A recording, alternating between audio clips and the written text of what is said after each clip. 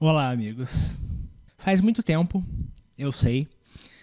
Nesse meio tempo, eu fiz 30 anos, eu me casei e eu mudei de cidade. Agora eu tenho uma casa e agora... Quer dizer, eu não tenho uma casa, ela é de aluguel, né? Obviamente. Quem consegue comprar uma casa hoje em dia? Mas agora eu tenho um escritório, mais espaço onde eu consiga trabalhar algumas ideias que eu tinha de vídeo, mas como eu morava em uma outra casa um pouco menor, eu não conseguia fazer algumas coisas que agora eu consigo. E só agora, morando aqui desde maio, que eu pensei em gravar esse vídeo. Na verdade, esse vídeo é um que eu venho querendo gravar faz muito tempo, porque eu preciso confessar pra vocês, eu não gosto de Pink Floyd.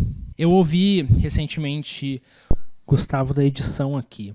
Na verdade, o álbum se chama Wish You Were Here. E a música se chama Shine On Crazy Diamond.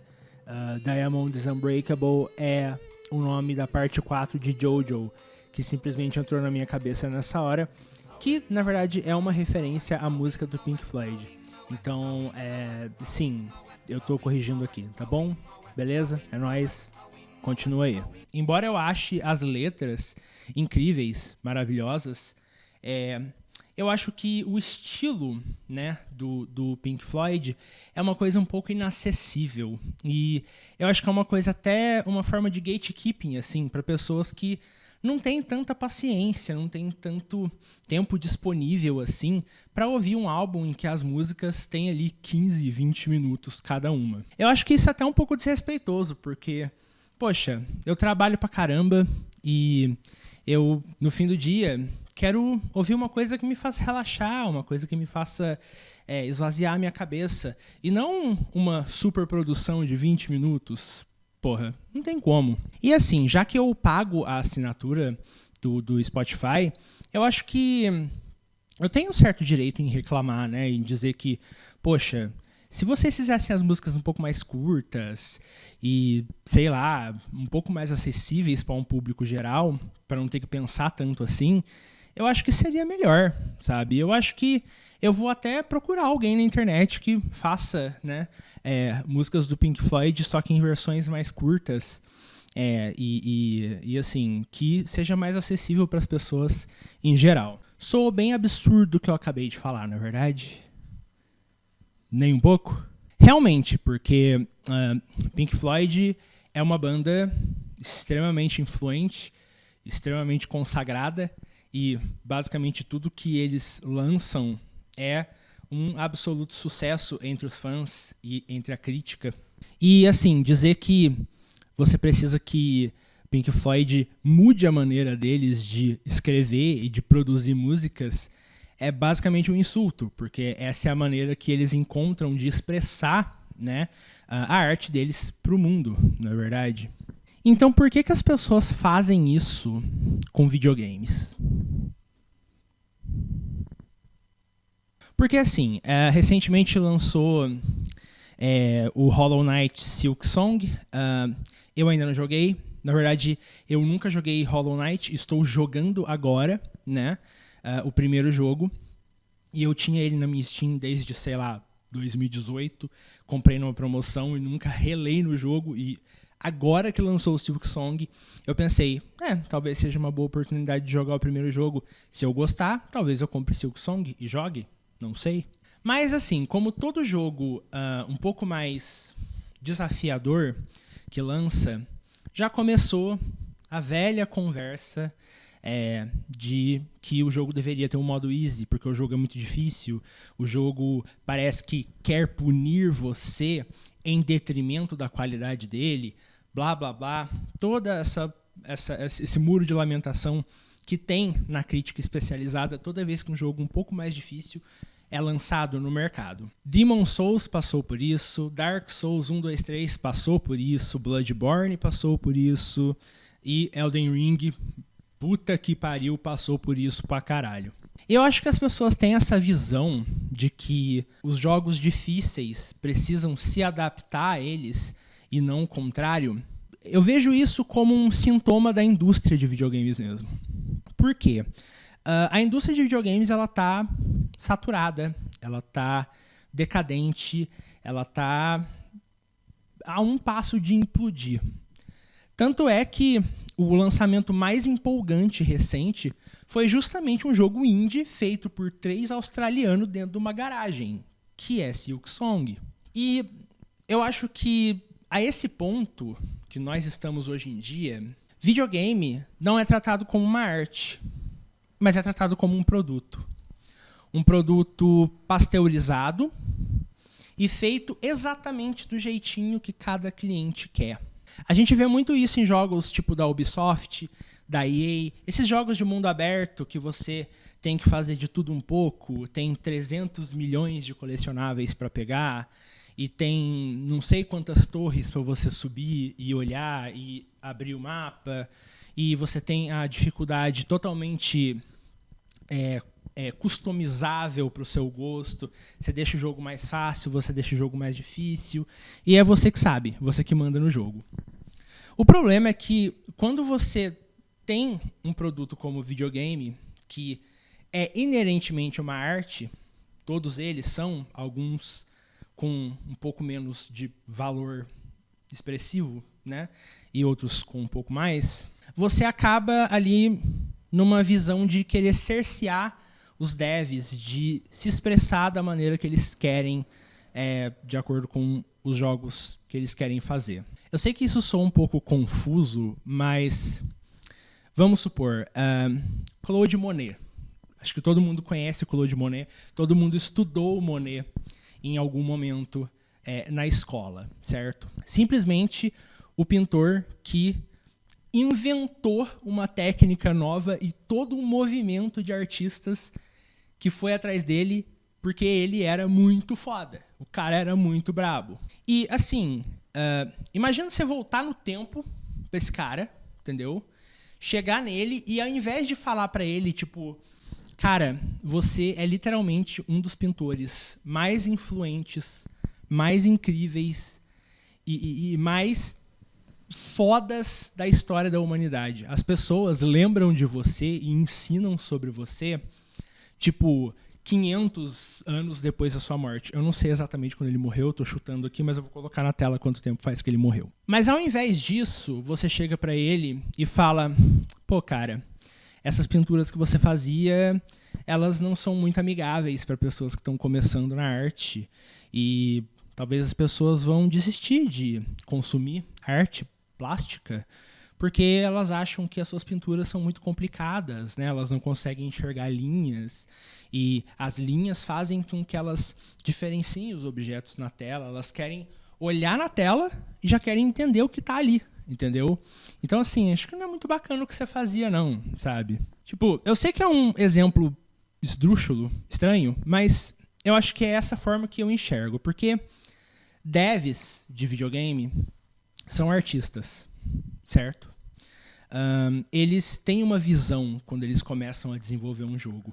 Eu acho que a gente tem que dar muito valor tanto para desenvolvedores indie e tanto para desenvolvedores que não aceitam comprometer a qualidade e a visão artística, filosófica deles na hora de fazer um videogame.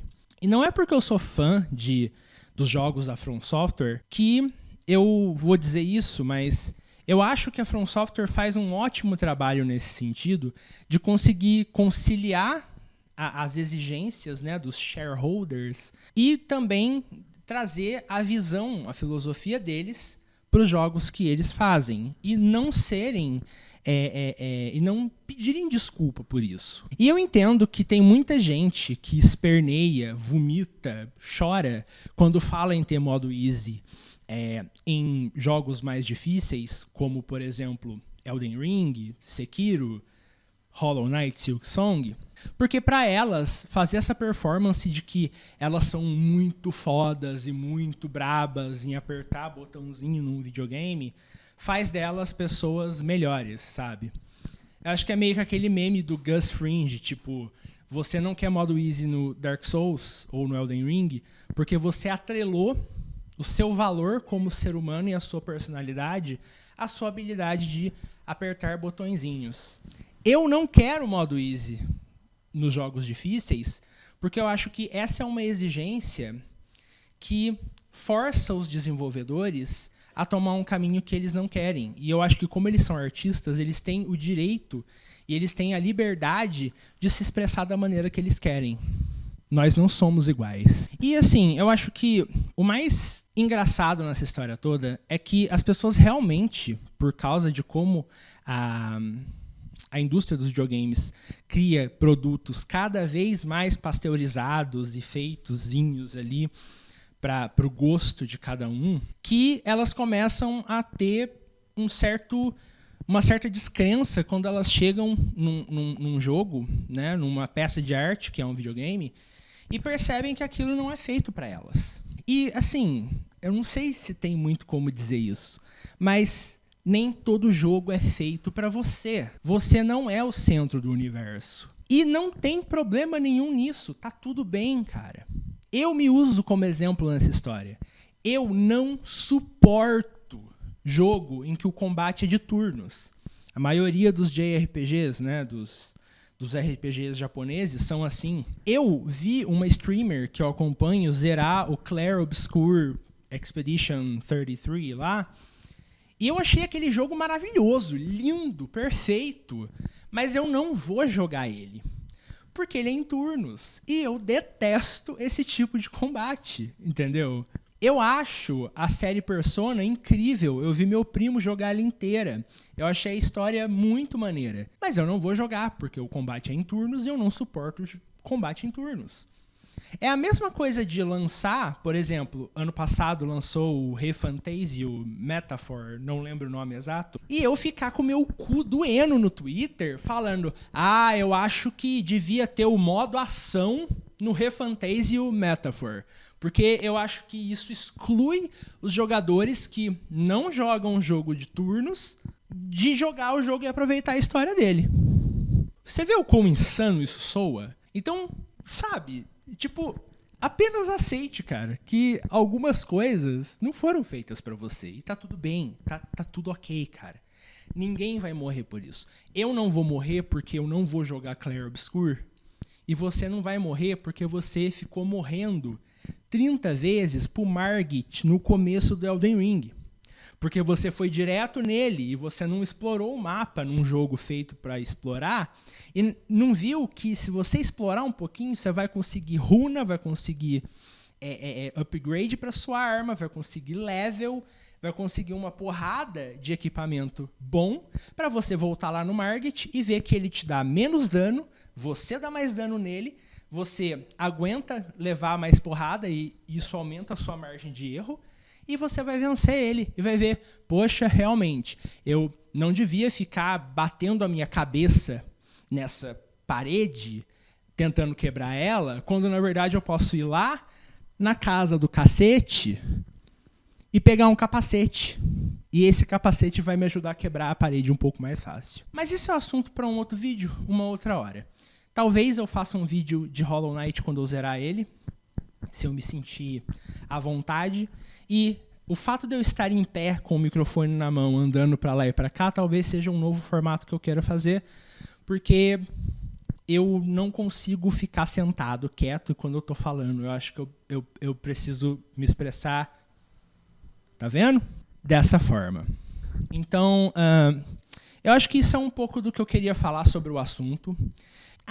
E tem uma outra coisa também que, assim, algumas pessoas desenvolvem mods para facilitar um jogo difícil. O Silksong teve um mod recente, gerou, né, uma controvérsia ali, porque as pessoas estavam dizendo, cara, por que você está fazendo isso? Você compra um jogo difícil, em que a proposta dele é ser difícil, e ele se vende dessa forma, e aí você vai lá e instala um mod nele para deixar ele mais fácil? Há quem argumente que, assim, pô, você comprou o jogo, foda-se, joga ele como você quiser.